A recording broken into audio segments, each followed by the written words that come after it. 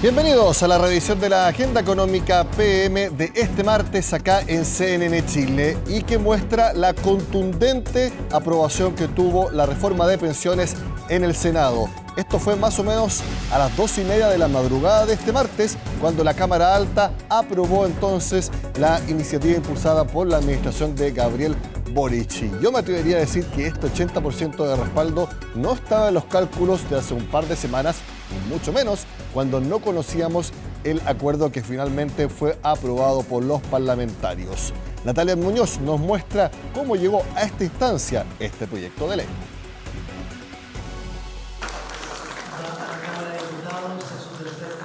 La madrugada de este martes, tras 10 horas de tramitación, la reforma de pensiones tuvo luz verde en el Senado. Avance importante en un acuerdo aprobado por el 80% de la sala. Esta reforma lleva mucho tiempo discutiéndose, fácilmente cerca de una década. Y ha costado mucho poder abrir la puerta a los cambios en nuestro sistema en el cual se cotiza y que las personas conocen como las AFP, ¿no? Estos cambios nos van a permitir hacer mejoras que son sustantivas. En su primera versión, la reforma ingresó al Congreso en 2022, con las muy confusas cuentas nocionales. Sufrió fuertes modificaciones, se aprobó en general en la Cámara de Diputados y llegó en estas condiciones a la Comisión del Trabajo del Senado en marzo de 2024. Se aprobó algo que no es un cascarón vacío, sino que es como un queso suizo, en el sentido de que tiene muchos vacíos. Tras 10 meses de trabajo, los acuerdos en secreto entre el gobierno y senadores de Chile Vamos dieron vida a la reforma, que ahora llega así de vuelta a la Cámara Baja. Hay muchas diferencias con el primer trámite. El proyecto en la votación en particular se aprobó con mucho vacío y lo importante es que este es un proyecto que está plenamente desarrollado. No se pone fin a las AFP como anhelaba en campaña el presidente Boric y la cotización extra será más del 6% inicial. Ahora se fijó un aumento de las cotizaciones de 7% con cargo al empleador, la que irá subiendo de forma gradual en 9 años, pero se puede extender hasta 11 años si es que no se logra la recaudación fiscal esperada en la ley de cumplimiento tributario. Genera buenas políticas públicas para tener más ahorro y mejorar las pensiones del futuro, sino que también encontramos la manera de poder darle un reconocimiento y un buen apoyo a los actuales jubilados del país. En el aumento de la cotización, 4,5% irá a la cuenta individual, mientras que 1,5% será el aporte con rentabilidad protegida. Este financiará el beneficio de 0,1 UF por año cotizado y que fue conocido durante la tramitación como el préstamo reembolsable. Se mejoran las pensiones de las mujeres desde 10 años de antigüedad en el sistema, agregándole a sus cuentas mensuales 0,1 UF por cada año que estuvieron en el sistema. En tercer término, se equipara la pensión de hombres y mujeres a igual edad, igual año de antigüedad en el sistema. Además, por recomendación del Consejo Fiscal Autónomo, se crea el Fondo Autónomo de Protección Previsional, donde se destinarán de manera transitoria las cotizaciones del 1,5% y el 2,5% del bono tabla. Quienes rechazan dicen que se abre el sistema al reparto, lo que no comparten quienes lograron el acuerdo. Está creando un fondo que va a administrar en su PIB algo así como el 40% del PIB. Estamos hablando de magnitudes que son tremendamente grandes y que los jóvenes de hoy día van a tener que pagar los intereses que genere esta deuda por el resto, por muchos años más. Nada que ver con un tema de hacer explotar el sistema, ni establecer el sistema de reparto, ni nada que se le parezca. Esto es mejorar lo que hoy día tenemos, porque la longevidad básicamente en Chile ha cambiado. Respecto a los cambios en la industria, las AFP continúan, pero con mayor competencia, permitiendo la entrada de nuevos actores como administradoras generales de fondos, y el Instituto de Previsión Social podrá administrar cuentas. Además, se eliminan los multifondos y se reemplazan por fondos generacionales, y el cambio que muchos catalogan como el principal, la licitación de los afiliados. El principal cambio que se introduce en la industria de AFP es la licitación de partes del stock de afiliados. 10% de los afiliados antiguos de las AFP serán licitados cada 2 años. Sin duda va a ser la diferencia estructural al interior de la industria. Vamos a tener más competencia que nos va a permitir disminuir las comisiones, y eso tiene que ver con la rentabilidad que hoy día tienen las AFP. Finalmente, se incluye el aumento de la pensión garantizada universal a 250.000 pesos, beneficio que tendrá una alza gradual y que comenzaría a pagarse en octubre para los jubilados de 82 años o más, si es que la ley se logra aprobar esta semana, lo que será ahora tarea de los diputados. Y los diputados tenían semana distrital, no iban a venir al Congreso esta semana, pero bueno, fueron obligados por el presidente Gabriel Boric, y lo digo textualmente porque fíjense lo que publicó el presidente en su cuenta de X. Pese al acuerdo transversal de la gran mayoría de diputados y diputadas, la ultraderecha chilena, en alusión al Partido Republicano, Social Cristiano y otros, no dio la unanimidad para poder votar la reforma de pensiones esta semana. Por ello, he decidido hacer uso de la facultad presidencial y citar a sesión extraordinaria del Congreso a la brevedad para resolver este tema que es prioritario para las familias chilenas y lleva más de 2 años de debate en el Parlamento. ¿En qué se traduce esto? Que ya lo sabíamos, pero como se aprobó esta madrugada en la sala del Senado, ahora entonces es cuando el presidente Boric usa su facultad y cita para la Cámara de Diputados puedan expresar su opinión sobre la reforma de pensiones. ¿Y cuándo va a hacer esto? Mañana a las 10 de la mañana. Y la gran pregunta es, ¿están los votos en la Cámara de Diputados para aprobar la reforma? Todo indica que sí, pero eso hay que verlo mañana. Y Francisca Cárdenas estará muy atenta desde el Congreso en Valparaíso precisamente para ver cómo se desarrolla esta votación y la discusión también, que será bastante extensa, y precisamente eso nos adelanta.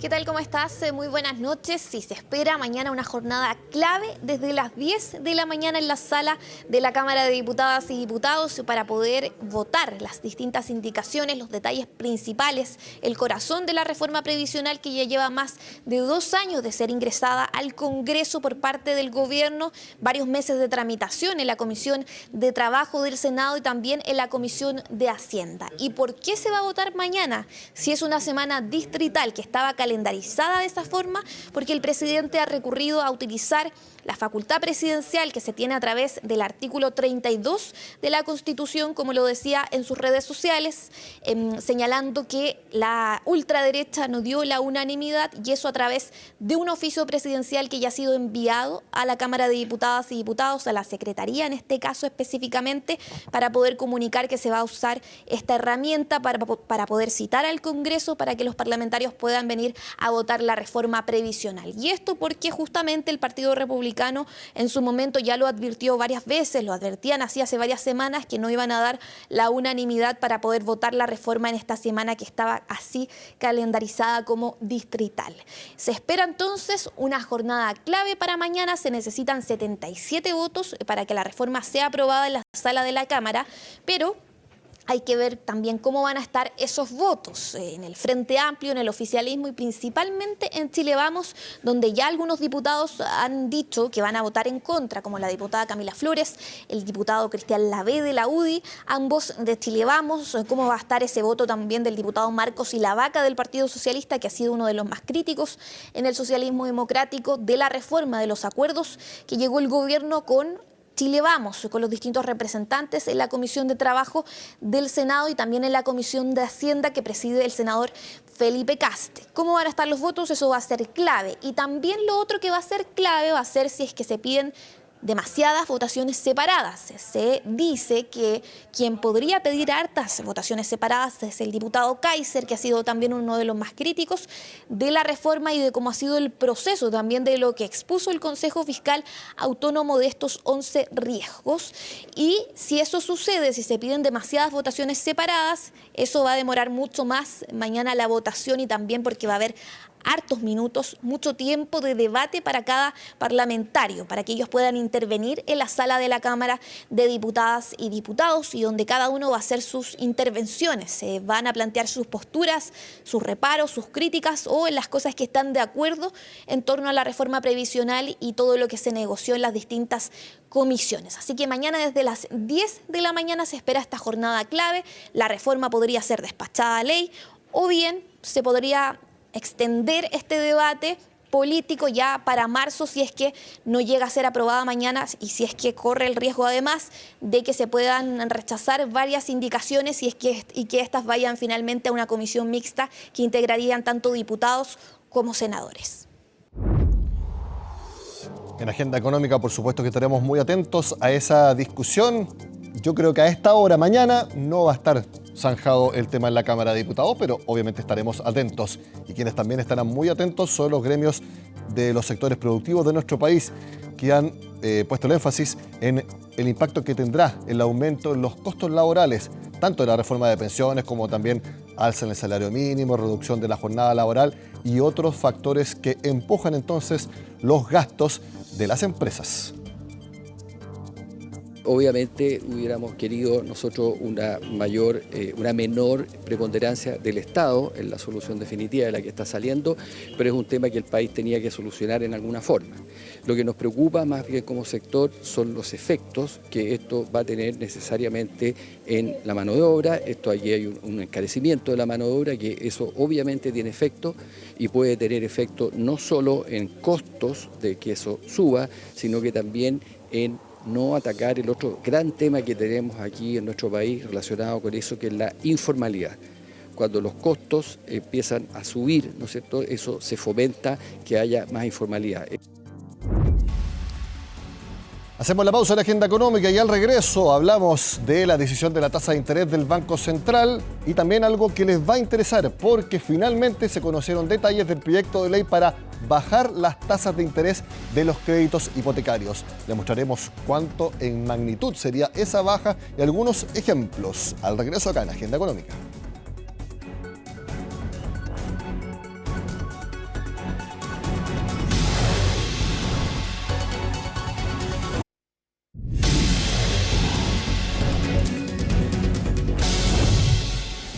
El Banco Central, de forma unánime y tal como esperábamos todos, mantuvo la tasa de interés en 5%. Y algo muy importante que se los adelantamos acá en el programa en los últimos días: no va a haber movimientos en la tasa de interés por un buen tiempo. De hecho, en el mercado creen que no va a haber nada de espacio para bajar la tasa de interés en el primer semestre de 2025.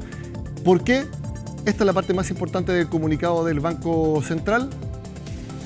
Los riesgos para la inflación han aumentado. Eso lo dice todo. Lo que refuerza la necesidad de cautela. ¿Cómo se traduce eso? En que el Banco Central no va a bajar la tasa de interés. El Consejo, de hecho, va a evaluar los próximos movimientos de la tasa de política monetaria, eso significa TPM, teniendo presente la evolución del escenario macroeconómico y sus implicancias para la convergencia inflacionaria. Este mismo párrafo de comunicados anteriores decía que el Banco Central seguirá bajando la tasa de interés. Lo decían textual. Esto se llama sesgo neutral, que lo va a mantener. No dice que la va a subir, no dice que la va a bajar, no dice nada, sino que cautela. ¿Qué significa eso? Pausa. De hecho, le hemos mostrado en los últimos días que la encuesta de operadores financieros espera que apenas haya un solo recorte en todo 2025. Yo estuve viendo algunos comentarios de mercado que no va a haber ningún cambio en la primera mitad del año y que el Banco Central se va a mantener ahí por un buen tiempo, algo que también esperan otros analistas. En este último año diría que ha sido más difícil ir convergiendo hacia la meta de inflación del 3%. Y eso, junto con la presencia de algunos shocks de oferta que son relevantes, que no sabemos cuán transitorios son, por ejemplo, crecimiento de los costos laborales, la depreciación del tipo de cambio multilateral, también los costos de la energía. No sabemos con exactitud cuándo esos shocks de oferta se van a disipar y tampoco sabemos con exactitud cómo eso finalmente va a poder llevarse a una inflación más moderada. El escenario internacional es bastante desafiante. Yo diría que la misma Banco de Reserva Federal reconoce que los riesgos inflacionarios en Estados Unidos también subieron. Si la Reserva Federal de Estados Unidos baja menos la tasa de interés de lo que se preveía, es parte de la razón de por qué el Banco Central va a mantener la tasa tal como está. El precio del dólar en alza también. Ya son dos shocks demasiado importantes y que se suman a lo que vamos a conocer en enero, donde se espera que el IPC suba 0,9%. Entonces, hay más expectativas de inflación, el Banco Central dice, nos mantenemos en 5%. Pero una tasa que debiera bajar, si se aprueba un proyecto de ley que conocimos este martes, son las tasas hipotecarias. Nosotros hemos hablado de este tema en las últimas semanas y es un anuncio que se fue postergando hasta hoy. ¿Por qué? Porque se confirmó que se va a presentar un proyecto de ley que dará recursos fiscales para subsidiar los dividendos hipotecarios. Miren los ejemplos que compartió el Ministerio de Hacienda y que muestran el impacto que eventualmente tendría entonces esta idea. Para una vivienda de 3.500 UF, si hay un dividendo con tasa actual de 4,42% y se llegaría a una tasa rebajada de 3,42%, 100 puntos base, es importante, de magnitud. Bueno, para esta vivienda de 3.500 UF, si con esta tasa de 4,42% el dividendo es de 678.000 pesos, con esa rebaja se bajaría a 601.000, es decir, 77.000 pesos en el dividendo mensual. Otro ejemplo, una vivienda de 4.000 UF que tiene la misma tasa de 4,42%, que es el promedio de la industria en estos momentos, y tiene un dividendo de 775.000. Si se logra una rebaja de 100 puntos base, es decir, a 3,42%, ese dividendo sería 687.000 pesos, es decir, un ahorro mensual de 87.000. Como referencia, cuando la inflación después de los retiros de fondos se fue a un 14% anual, estos mismos dividendos, por ejemplo, yo a mi caso, yo tengo un crédito hipotecario, subieron 100.000 pesos. Prácticamente de un año a otro. Brutal el alza. Bueno, aquí vemos que, según los ejemplos, sería una rebaja muy importante para estos valores de vivienda, 3.500 y 4.000 UF. ¿Cómo va a ser este mecanismo? ¿Por cuánto tiempo? ¿Cuánto va a ser el financiamiento total que se pide para la vivienda? Todo eso lo explica Fernanda Moya. El sueño de la casa propia tiene un nuevo impulso. Esta mañana el ministro de Hacienda, Mario Marcel, presentó un proyecto de ley que no solo busca facilitar el acceso a las viviendas para las familias de sectores medios, sino que además busca reactivar la construcción, impulsar los créditos hipotecarios y estimular la economía. O sea, hoy en día la tasa de promedio de crédito hipotecario está en el orden del 4,5%, 4,4%. O sea, llegar a tasas en el entorno de 3,5% es hoy día claramente muy beneficioso para quien esté pensando adquirir una vivienda, así que esta es una oportunidad y es una oportunidad que no es ilimitada, que tiene, como se decía, una ventana y esa es una ventana que hay que aprovechar.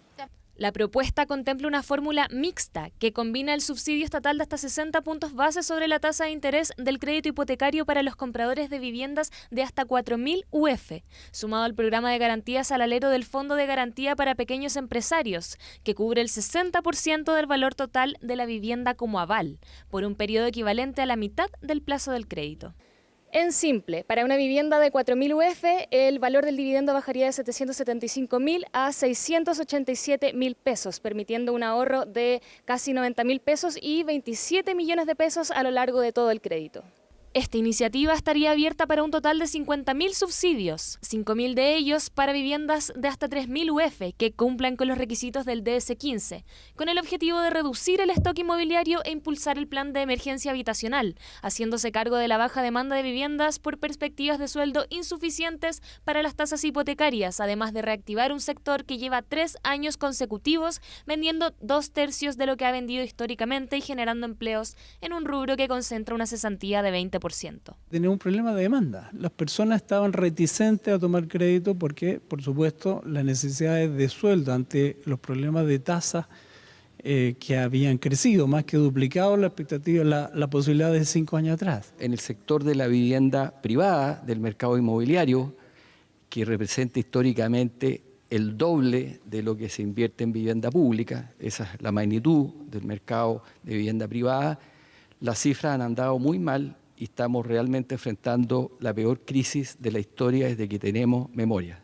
Son alrededor de 280 millones de dólares considerados dentro del gasto fiscal de este proyecto de ley, que serán compensados en un 70% mediante la recaudación tributaria de la venta de viviendas que aún no están presentes en el mercado. Hoy día hay una cantidad importante de oferta de departamentos habitacionales, digamos, que está disponible y que no se ha vendido. Va a poder también dinamizar, digamos, el mercado del crédito. Va a poder dinamizar también nuevos proyectos de inversión, porque, bueno, si ya no hay oferta de nuevos departamentos, eso probablemente va a generar mayor interés por invertir en nuevas obras.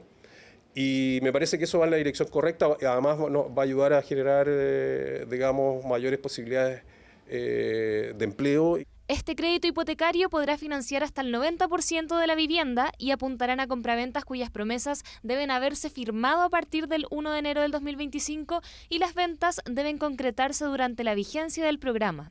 Además, el subsidio estatal y la garantía del 60% podrán ser solicitados hasta 12 meses después de la publicación de la ley. Asimismo, el crédito hipotecario asociado podrá formalizarse en un plazo adicional de 3 a 6 meses por definir, según lo dispuesto en el programa. Ahora depende del Congreso, aunque el Ejecutivo confía en la rapidez del proceso legislativo a pesar del receso de verano que se extenderá por todo febrero. El lunes 3 de febrero vamos a conocer el IMASEC de diciembre y con eso se cierra el año. Ya tenemos la primera fuente para proyectar cómo sería ese último indicador mensual de la actividad económica. Son las ventas del comercio en la región metropolitana. Estas son las ventas presenciales y las informa la Cámara Nacional de Comercio. 7,4% creció entonces el comercio en 2024. Veamos la gráfica que hemos preparado. A ver, ¿cómo se llega a este crecimiento de 2024 de 7,4? Con un diciembre flojo, 2,2% de aumento. Esto, reitero, es en la región metropolitana en locales presenciales. ¿Eso a qué lleva? A que el cuarto trimestre cierre con un alza de 4,6%. Es decir, si en los últimos 3 meses del año el promedio de alza fue 4,6%, podemos ver entonces que diciembre llevó a la baja ese promedio porque fue apenas 2,2% de avance. Entonces, cierra el comercio de la región metropolitana con un aumento de 7,4%. Le reitero entonces, el lunes 3 de febrero a las 8:30 de la mañana conoceremos el IMASEC de diciembre y con eso el cierre de 2024. Y también este es el cierre de la agenda económica de este martes. Por supuesto que la del miércoles estaremos viendo qué es lo que pasa con la votación en la Cámara de Diputados de la reforma de pensiones. Yo me despido por 5 minutos porque luego estoy con ustedes en CNN Prime.